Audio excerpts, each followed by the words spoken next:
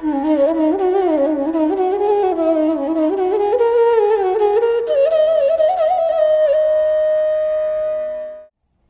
Krishna. Chapter 1, verse 3. Pashyaitam panduputranam acharya mahatim chamom vyudham drupada putrena tava shishyena dhimata. So now in this verse, Duryodhana is speaking, and this is being explained by Sanjaya to Dhritarashtra. So Sanjaya is looking at what's going on in the battlefield and he's explaining it to Dhritarashtra, and this is what is happening in the battlefield. So Duryodhana approached his Acharya. If you remember, we were talking about in the previous verse, the second verse. So his Acharya is Droṇācārya. Now he approached Droṇācārya. Pashya etam. Duryodhana is speaking to Droṇācārya and he is saying Pashya. Pashya is also like drashtum, drishti. Pashya is also to see. Now this is Duryodhana telling Droṇācārya, Pashya etam. Just look at Pashya etam Pandu putranam. The putra means son. Pandu putranam, the sons of Pandu. Acharya, hey Acharya, Droṇācārya, Mahatim Chamom, look at the huge army of the sons of Pandu. See it. And then he is saying Vyudham, look at the way they have arranged that military. Vyudham, who has arranged it? Drupada Putrena. Again, the word Putra comes for the second time. So Putra means son.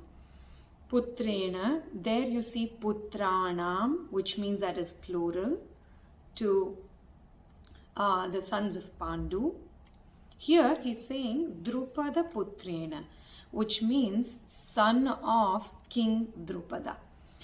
Now why is he mentioning the word Drupada Putrena instead of saying the name of the person as Drishtadyumna? He could have said, oh, look at how Drishtadyumna has arranged the entire military phalanx. Yeah, but he is being very careful, and politically he is being very diplomatic to let Droṇācārya understand his mistake. He's saying, now there is a bit of a political war between Droṇācārya, the guru, the military guru of the Kauravas, and Drupada. The story again will come in the story time. But because of this political war, Drupada created a huge yagya from which he was going to produce a child, a son. The yagya was performed for him to beget a son who would ultimately kill Droṇācārya. This was the purpose of the yagya. And did the son come out of the yagya? Yes, he did, and that was Drishtadyumna. Also, a daughter came out of the same yagya, who is Draupadi. And so this Drishtadyumna was born to kill Droṇācārya.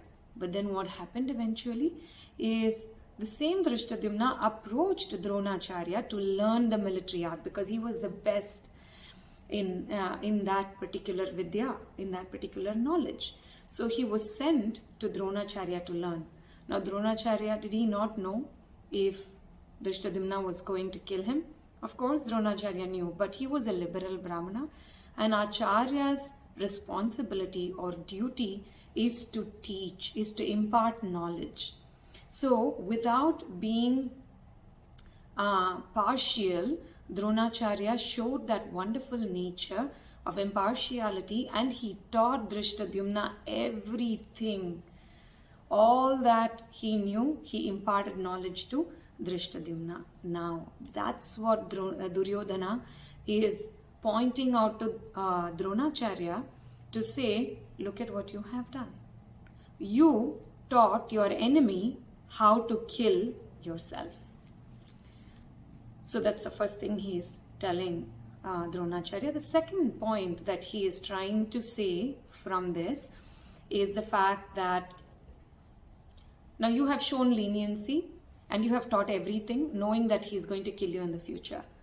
But right now you're fighting for me on my side. I do not want you to show leniency, because He knows that Pandavas were his favorite students when he was teaching them.